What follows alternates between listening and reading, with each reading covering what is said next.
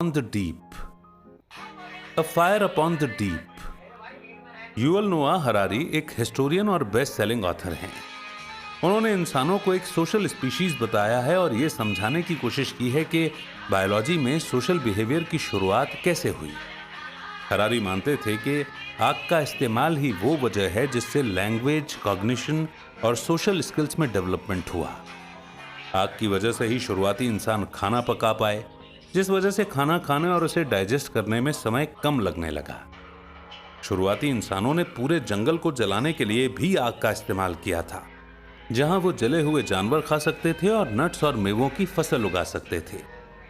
आग की वजह से ही शुरुआती इंसान कम वक्त में ज्यादा खा पाते थे। ऐसे न्यूट्रिशनल रिसोर्सेज पाने की वजह से शुरुआती इंसानों की कॉग्निटिव एबिलिटीज डेवलप हुई, जिस वजह से वो और ज्यादा स्मार्ट और मजबूत बने।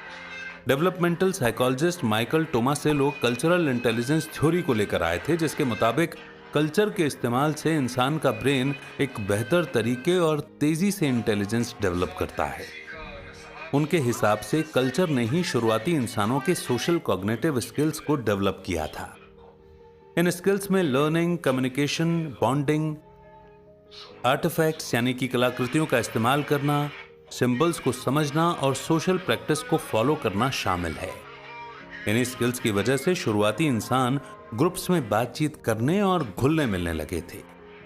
सोशल कॉग्निटिव स्किल्स में कुछ ऐसे स्किल्स आते हैं जैसे कि ग्रुप के दूसरे मेंबर्स द्वारा इस्तेमाल की गई लैंग्वेज को समझना और ऐसी चीजों को इमेजिन करना जो कि हैं ही नहीं। लैंग्वेज और इमेजिनेशन ने इंसानों के सोशल स्किल्स को बढ़ाया, क्योंकि उन्होंने ट्रैवल करना और नई चीजें जैसे कि कपड़े, औजार और हथियार इन्वेंट करना शुरू किया। लैंग्वेज और इमेजिनेशन की वजह से आर्ट, रिलीजन और ट्रेडिंग जैसे नए कॉन्सेप्ट्स भी आए।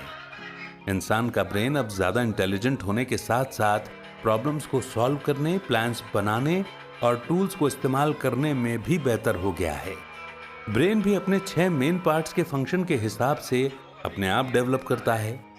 फ्रंटल लोब यानी कि सामने का हिस्सा रीजनिंग, प्रॉब्लम सॉल्विंग, स्पीकिंग और वॉलेंटरी मोटर एक्टिविटी में मदद करता है। पैराइटल लोब यानी कि ऊपरी हिस्सा सेंसेशन, रीडिंग और बॉडी ओरिएंटेशन में काम आता है। टेम्पोरल लोब यानी कि अंदरूनी हिस्सा बिहेवियर, मेमोरी, हियरिंग और लैंग्वेज को समझने के काम में आता है। ऑक्सीपिटल लोब यानी कि सबसे पिछला हिस्सा विजन और कलर को समझने में मदद करता है। ब्रेन स्टेम सांस लेने, बॉडी टेम्परेचर, अलर्टनेस, नींद, डाइजेशन और खाना निगलने में काम आता है। आखिर में सेरेबेलम वॉलेंटरी मूवमेंट, बैलेंस और मसल को कंट्रोल और कोऑर्डिनेट करने का काम करता है।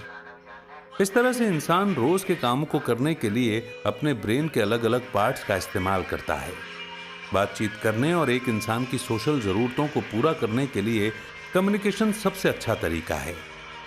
लेकिन टेक्नोलॉजी के जरिए कम्युनिकेशन करने से गलतफहमी भी पैदा हो सकती है, क्योंकि इसमें नॉन वर्बल क्यूज नहीं होते हैं।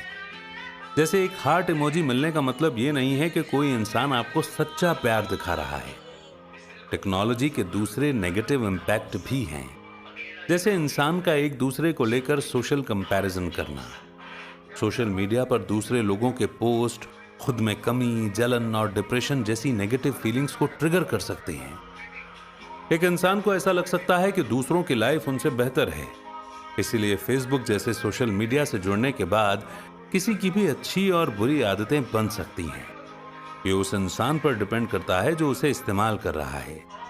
इसलिए आपको इस बात की वजह पता होनी चाहिए कि आप टेक्नोलॉजी का इस्तेमाल क्यों करते हैं। कॉन्शियस रहने का मतलब यह है कि आपके ब्रेन ने आपके सेंसेस जैसे कि आंख, कान, नाक, जीभ और स्किन से डेटा को प्रोसेस कर दिया है।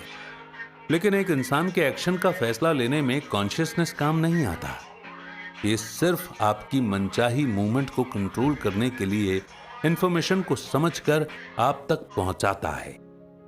अब ये आप पर है कि सेंसेस से मिलने वाले इंफॉर्मेशन का आप इस्तेमाल करना चाहते हैं या नहीं। इंटरनेट के साथ भी ऐसा ही है।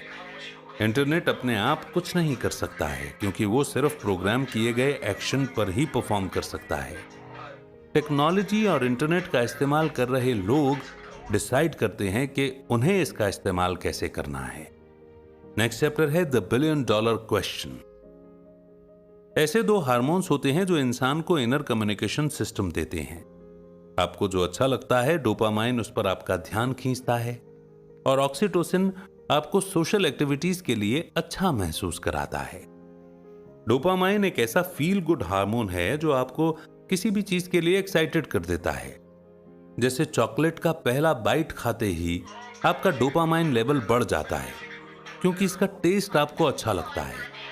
इसी वजह से आप उसका दूसरा बाइट लेते हैं, फिर तीसरा और फिर चौथा, और तब तक उसे खाते रहते हैं जब तक आप पूरी चॉकलेट खत्म ना कर दें।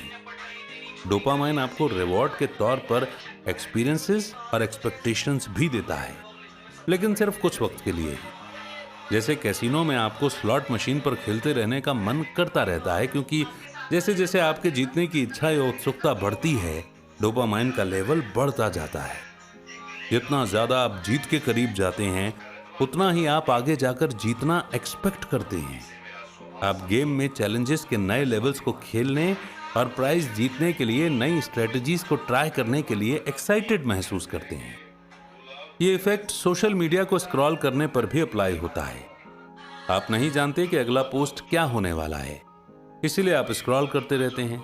बाद में आपको एहसास होता है कि आपने बहुत सी इंफॉर्मेशन ले ली है, जैसे इश्यूज, पिक्चर्स, वीडियोस और इवेंट्स। इसलिए जब आप अगली चीज का अंदाजा नहीं लगा पाते तो आपका डोपामाइन हार्मोन आपके अंदर दौड़ता है।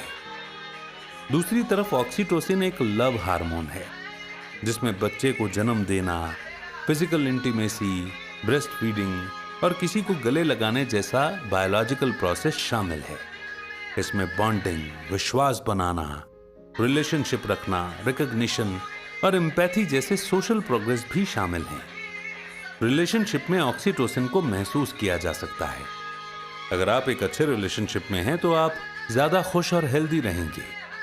दो इंसानों के बीच कनेक्शन उन्हें अच्छा महसूस कराता है, क्योंकि उन्हें प्यार, एप्रिशिएटेड और वांटेड महसूस होता है।